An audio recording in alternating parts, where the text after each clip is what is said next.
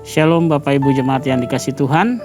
Berjumpa lagi dalam CK7 Online Bible Study malam hari ini. Nah, hari ini kita akan melanjutkan pembelajaran kita dalam kitab Rut pasalnya yang keempat ayat 1 sampai 22. Nah, sebelum kita belajar malam ini, mari kita datang menyembah Tuhan. Minta hikmat dari Tuhan untuk kita bisa mengerti pembelajaran malam ini dan kita bisa mempraktekkannya di dalam kehidupan kita. Mari sama-sama kita masuk hadirat Tuhan.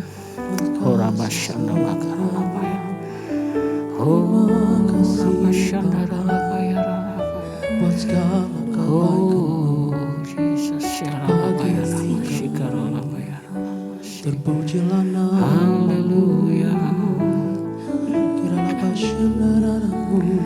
Terima kasih buat kasih setiamu. Haleluya. Engkau sungguh teramai.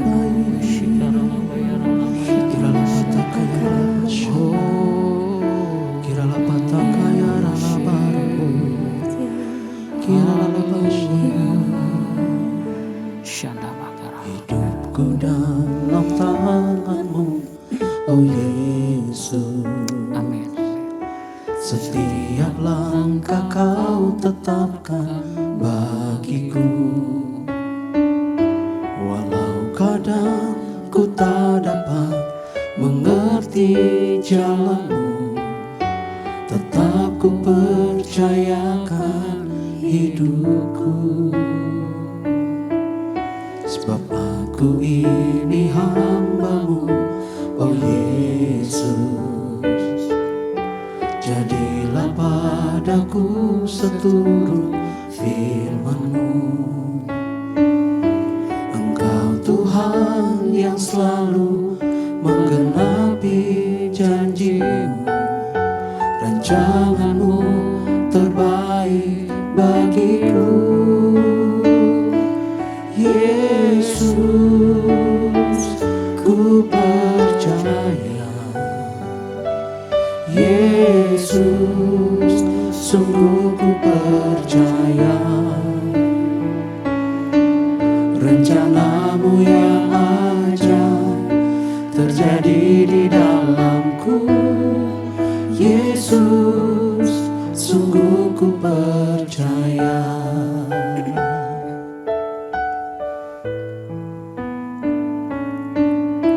Hidupku dalam tangan-Mu, oh Yesus. Setiap langkah Kau tetapkan bagiku. Walau kadang ku tak dapat mengerti jalan-Mu, tetap ku percayakan hidupku.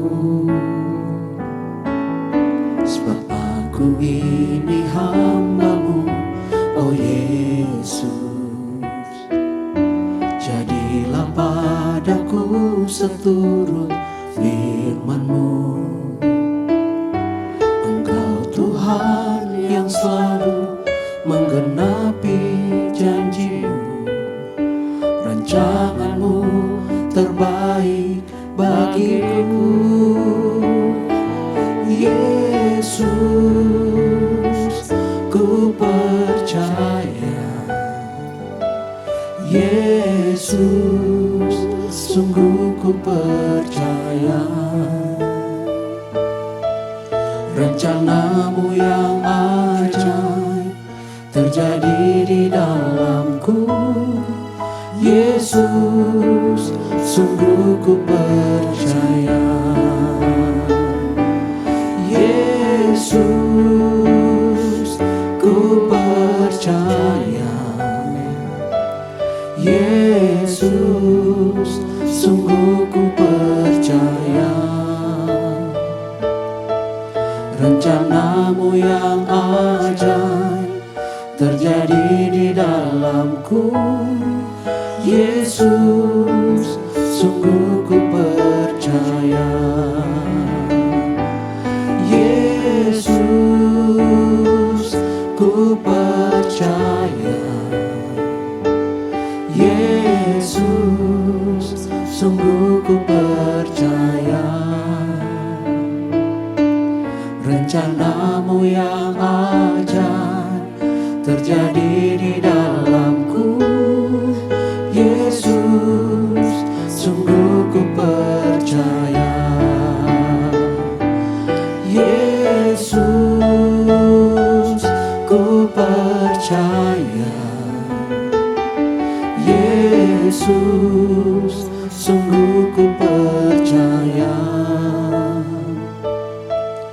Rencanamu yang ajaib terjadi di dalamku, Yesus, sungguh ku percaya. Rencanamu yang ajaib terjadi di dalamku, Yesus, sungguh ku percaya.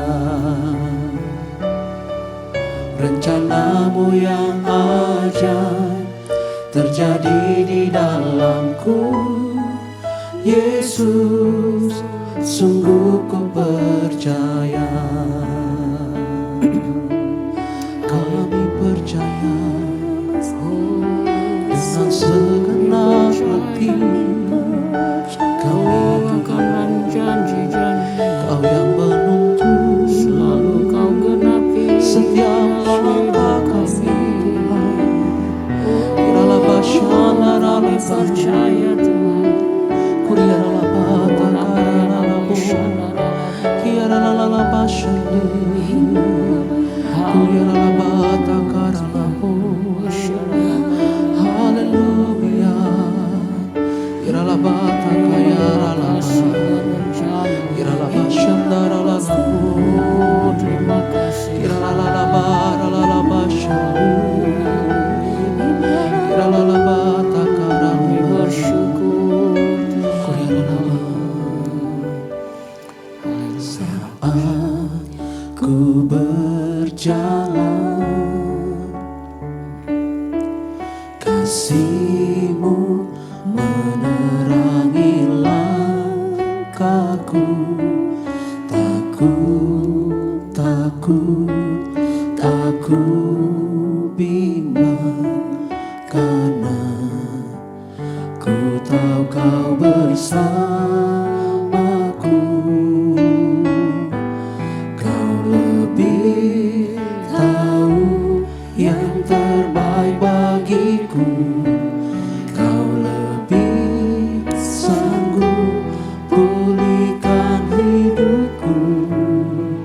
Ku berserah, ku percaya, hanya Yesus penolong yang setia.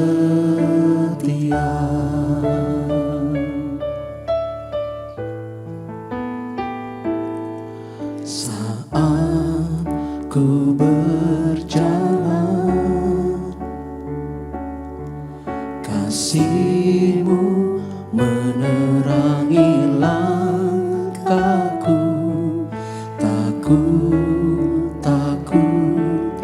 Takut bimbang, karena ku tahu Kau bersamaku. Kau lebih tahu yang terbaik bagiku. Kau lebih sanggup pulihkan hidupku.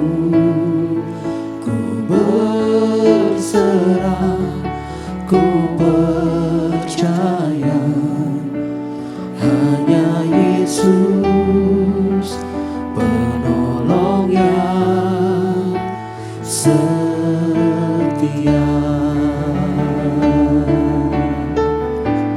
Kau lebih tahu yang terbaik bagiku. Kau lebih sanggup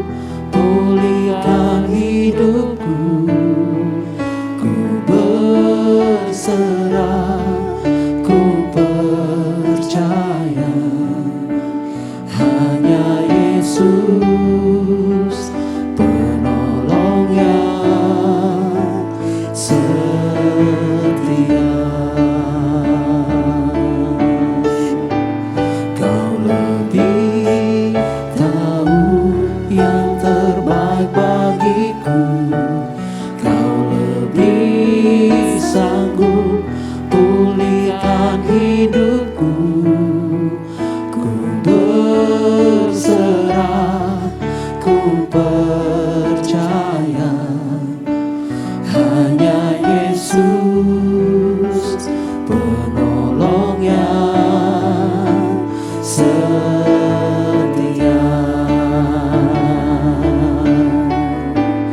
Kau lebih tahu yang terbaik bagiku, kau lebih sanggup pulihkan hidupku. Ku berserah, ku percaya hanya Yesus penolong yang setia.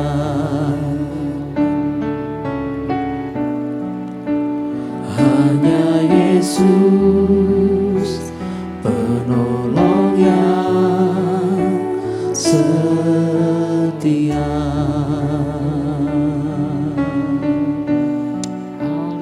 Hanya Yesus penolong yang setia.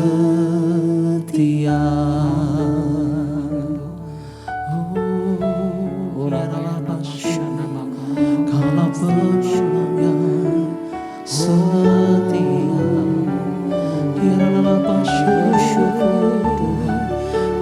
Kaulah penolong kami satu-satu. Terima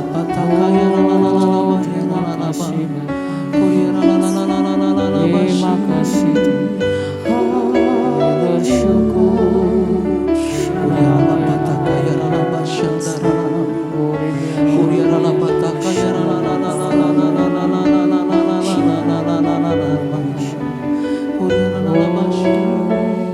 Haleluya, haleluya.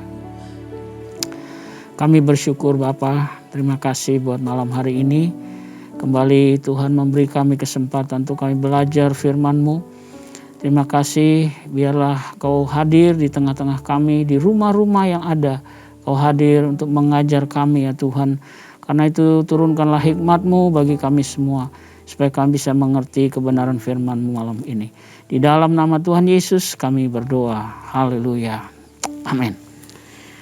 Baik, Bapak Ibu yang dikasih Tuhan, mari kita akan lanjutkan ya pembacaan kita di Rut pasal yang terakhir ini ya, Rut pasal yang keempat.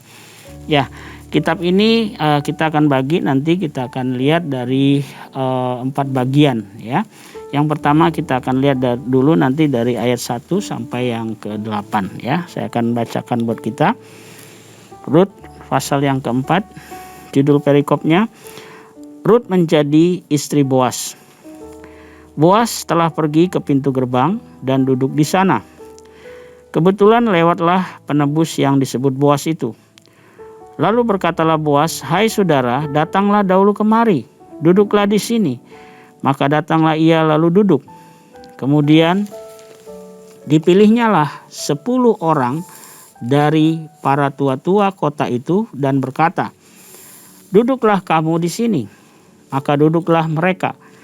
Lalu berkatalah ia kepada penebus itu, "Tanah milik kepunyaan saudara kita Elimelech hendak dijual oleh Naomi yang telah pulang dari daerah Moab. Jadi pikirku, baik juga hal itu kusampaikan kepadamu sebagai berikut. Belilah tanah itu di depan orang-orang yang duduk di sini dan di depan para tua-tua bangsa kita. Jika engkau mau menebusnya, tebuslah. Tetapi jika engkau tidak mau menebusnya, beritahukanlah kepadaku supaya aku tahu. Sebab tidak ada orang yang dapat menebusnya kecuali engkau. Dan sesudah engkau, aku." Lalu berkatalah ia, "Aku akan menebusnya." Tetapi kata Boas, "Pada waktu engkau membeli tanah itu dari tangan Naomi, engkau memperoleh Rut juga, perempuan Moab, istri orang yang telah mati itu, untuk menegakkan nama orang itu di atas tanah milik pusakanya." Lalu berkatalah penebus itu, "Jika demikian, aku ini tidak dapat menebusnya, sebab aku akan merusakkan milik pusakaku sendiri. Aku mengharap engkau menebus apa yang seharusnya aku tebus, sebab aku tidak dapat menebusnya. Beginilah kebiasaan dahulu di Israel dalam hal menebus dan menukar. Setiap kali orang hendak menguatkan suatu perkara, maka yang seorang menanggalkan kasutnya sebelah dan memberikannya kepada yang lain. Demikianlah cara orang mensahkan perkara di Israel. Lalu penebus itu berkata kepada Boas, engkau saja yang membelinya dan ditanggalkannya lah kasutnya. Ya, jadi di ayat 1-8 ini ya menceritakan Bapak Ibu bahwa Boas itu mau menjernihkan atau menjelaskan perkara penebusan Rut ya dengan penebus yang lebih dekat daripada dia begitu ya. Dan ini diadakannya di pintu gerbang. Memang itu sudah merupakan ketentuan dulu ya bahwa memang kalau kita mau berperkara itu harus di pintu gerbang begitu ya. Dan di situ dikatakan tadi dipanggil tua-tua juga ya supaya menjadi saksi. Nah, ternyata di sini Boas ini hampir tadi kaget mungkin ya karena waktu dibilang Naomi mau jual tanahnya, lalu si penebus yang lebih dekat ini bilang, oh ya saya akan tebus. Wah, berarti dia nggak bisa nebus berarti ya. Nah, tetapi ternyata dia punya perkataan lain nih. Dikatakan di sini bukan hanya nebus tanahnya, tetapi dikatakan di sini Rut juga, ya. Itu juga harus ditebus. Artinya harus dinikahi juga, begitu. Nah, puji Tuhan ternyata penebus itu menolak, ya. Jadi dikatakan tadi, wah aku nggak mau nebus, kamu aja yang tebus, begitu, ya. Puji Tuhan. Kita lihat di sini. Usaha daripada Boas ini ya secara peraturan yang ada berhasil begitu ya.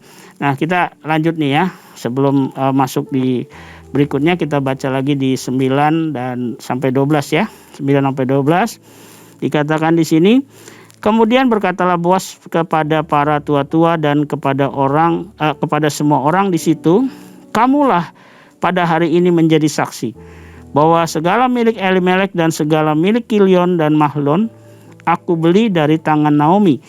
Juga Rut perempuan Moab itu, istri Mahlon, aku peroleh menjadi istriku untuk menegakkan nama orang yang telah mati itu di atas milik pusakanya. Demikianlah nama orang itu tidak akan lenyap dari antara saudara-saudaranya dan dari antara warga kota. Kamulah pada hari ini menjadi saksi. Dan seluruh orang banyak yang hadir di pintu gerbang dan para tua-tua berkata, kamilah menjadi saksi. Tuhan kiranya membuat perempuan yang akan masuk ke rumahmu itu sama seperti Rahel dan Lea, yang keduanya telah membangunkan umat Israel. Biarlah engkau menjadi makmur di Efrata, dan biarlah namamu termasyur di Bethlehem. Keturunanmu kiranya menjadi seperti keturunan Peres yang dilahirkan Tamar bagi Yehuda oleh karena anak-anak yang akan diberikan Tuhan kepadamu dari perempuan muda ini. Ya. Nah, di ayat yang 9 sampai 12 ini ya Bapak Ibu, di sini adalah pernyataan sah begitu ya perkara ini. Berarti tua-tua dan juga para saksi di situ mereka sudah mensahkan ini di pintu gerbang. Berarti ini sudah sah, perkara ini akan ditebus oleh Boas begitu ya.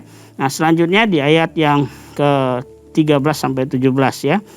Lalu Boas mengambil Rut dan perempuan itu menjadi istrinya dan dihampirinya lah dia, maka atas karunia Tuhan perempuan itu mengandung lalu melahirkan seorang anak laki-laki. Sebab itu perempuan-perempuan berkata kepada Naomi, terpujilah Tuhan yang telah rela menolong engkau pada hari ini dengan seorang penebus. Termasyurlah kiranya nama anak itu di Israel. Dan dialah yang akan menyegarkan jiwamu dan memelihara engkau pada waktu rambutmu telah putih. Sebab menantumu yang mengasihi engkau telah melahirkannya. Perempuan yang lebih berharga bagimu dari 7 anak laki-laki. Dan Naomi mengambil anak itu serta meletakkannya pada pangkuannya dan dialah yang mengasuhnya. Dan tetangga-tetangga perempuan memberi nama anak itu, katanya, pada Naomi telah lahir seorang anak laki-laki. Lalu mereka menyebut namanya Obed. Dialah ayah Isai, ayah Daud. Jadi Bapak Ibu, kita lihat di sini di ayat yang ke-13-17 ya, dengan pernikahan ini ternyata lahir sesuatu kalau boleh dibilang secara profetik, ini rencana Tuhan yang besar ya. Dikatakan nanti di sini Obed lahir ya. Obed ini nanti adalah ayah Isai ya, ayah Isai, ayahnya Daud gitu ya. Dialah ayah Isai dan ayah Daud. Jadi kita lihat di sini satu rencana Tuhan yang luar biasa ya. Kalau kita lihat dari pasal yang pertama ya, pernikahan Ruth itu ya, sampai suaminya meninggal, semuanya kelihatannya suram begitu ya, nggak ada harapan. Tetapi kita kemarin belajar ya, bahwa Ruth itu seorang perempuan yang luar biasa ya. Dia yang perempuan atau sebagai mantu, dia mau taat, dia mengasihi mertuanya ya. Ini perlu dipelajari oleh para mantu-mantu ya. Coba kita belajar sayang ya, mengasihi mertua ya, supaya nanti kita punya pernikahan itu akan dipulihkan oleh Tuhan ya. Karena itu malam ini yuk kita lihat ya, kisah ini luar biasa. Ini kisah happy ending begitu ya. Ini luar biasa, pernikahan Boaz dan Ruth akhirnya terjadi ya, dan dari situ juga nanti keturunannya itu akan menjadi nama yang besar ya. Daud nanti akan lahir dari keturunan ini gitu ya. Nah, baik, yang terakhir di ayat 18 sampai 22 ya, kita baca di sini silsilah Daud. Inilah keturunan Peres. Peres memperanakan Hesron. Hesron memperanakan Ram. Ram memperanakan Aminadab. Aminadab memperanakan Nahason. Nahason memperanakan Salmon. Salmon memperanakan Boaz. Boaz memperanakan Obed. Obed memperanakan Isai. Dan Isai memperanakan Daud. Wow, luar biasa ya. Dari silsilah Daud ternyata turun dari Ruth ini dengan Boaz ya. Karena itu hari ini coba kita mau belajar ya sesuatu nih ya. Yang pertama, apa yang kita bisa belajar di sini di pasal terakhir ini ya. Yang pertama adalah kita melihat bahwa Allah itu sejak dahulu telah merencanakan keselamatan kepada bangsa kafir ya. Nah, tentu kita harus note ya, kita harus lihat bahwa Ruth itu sebenarnya orang kafir, orang Moab. Tetapi Tuhan juga menyelamatkan dia. Ya, Ruth itu dicangkokkan istilahnya begitu ya, ke dalam garis istilah Kristus. Wah, ini satu privilege ya yang luar biasa, dan dimasukkan ke antara nenek moyangnya Tuhan Yesus sendiri ya, supaya Ruth ini menjadi apa? Ini menjadi sebuah lambang akan perkawinan atau pernikahan jemaat yang bukan Yahudi dengan Kristus ya. Wah, ini luar biasa. Itu yang pertama ya, kita lihat Allah itu kalau sudah merencanakan, dia tidak pernah gagal ya, maupun kelihatannya tadi akan gagal, tapi Allah itu merencanakannya luar biasa ya. Itu yang pertama. Yang kedua, kita belajar bahwa segala masalah pernikahan itu harus diselesaikan sesuai hukum dan aturan Tuhan, supaya pernikahan kita menjadi berkat dan memuliakan nama Tuhan ya. Nah, di dalam Ulangan pasal 25 ayat 5 di sini Ruth ya dengan Naomi menyelesaikan, artinya menjalani pernikahan yang mereka alami itu. Si Ruth ini dengan suaminya kan meninggal ya, tapi dia tetap ikutin peraturan ya. Di sini ada kewajiban perkawinan ipar, makanya Ruth itu berusaha, Naomi juga membantu ya, supaya perkawinan ini boleh terjadi, supaya apa? Supaya nama keturunan ini tidak hilang begitu ya. Nah, karena itu ayo segala masalah dalam pernikahan kita, ayo kita selesaikan ya sesuai dengan hukum dan aturannya Tuhan, supaya terjadi seperti Boaz dan juga Ruth, happy ending begitu ya. Nah, yang ketiga, apa yang kita bisa belajar? Kita lihat di sini bahwa Allah bisa memakai pernikahan untuk menyelamatkan menantu, bahkan pasangan kita yang belum percaya kepada Tuhan. Jadi nggak main-main ya dalam pernikahan. Ya, kalau ada yang belum percaya, justru di situ kesempatan. Ya, dalam 1 Korintus 7 ayat 13-15 bilang begini. Dan kalau ada seorang istri bersuamikan seorang yang tidak beriman dan laki-laki itu mau hidup bersama-sama dia, janganlah ia menceraikan laki-laki itu. Karena suami yang tidak beriman itu dikuduskan oleh istrinya dan istri yang tidak beriman itu dikuduskan oleh suaminya. Andai kata tidak demikian, niscaya anak-anakmu adalah anak cemar. Tetapi sekarang mereka adalah anak-anak kudus. Tetapi kalau orang yang tidak beriman itu mau bercerai, biarlah ia bercerai. Dalam hal yang demikian saudara atau saudari tidak terikat. Tetapi Allah memanggil kamu untuk hidup dalam damai sejahtera. Sebab bagaimanakah engkau mengetahui, hai istri, apakah engkau dapat menyelamatkan suamimu?